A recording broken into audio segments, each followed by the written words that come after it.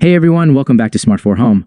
Today we're diving into a common troubleshooting topic for Samsung TV owners: how to reset your 2025 Samsung TV. Whether you're experiencing issues with performance or just want to start fresh, we've got you covered. Step: using the TV menu. First up, let's look at how to reset using the TV menu. Start by pressing the menu button on your remote.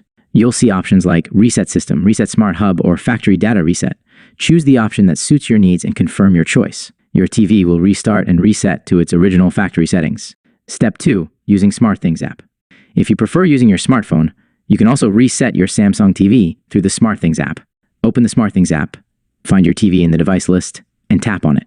Navigate to Settings, then Reset, and choose the reset option you prefer. Confirm your selection and the reset process will begin.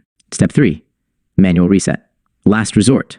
If all else fails, you can perform a manual reset. Start by unplugging your TV from the power outlet. Press and hold the power button on your TV for about 30 seconds to drain any residual power. Then, plug it back in, power it on, and your TV should be reset. Conclusion. And there you have it. Resetting your 2025 Samsung TV is easy with these methods.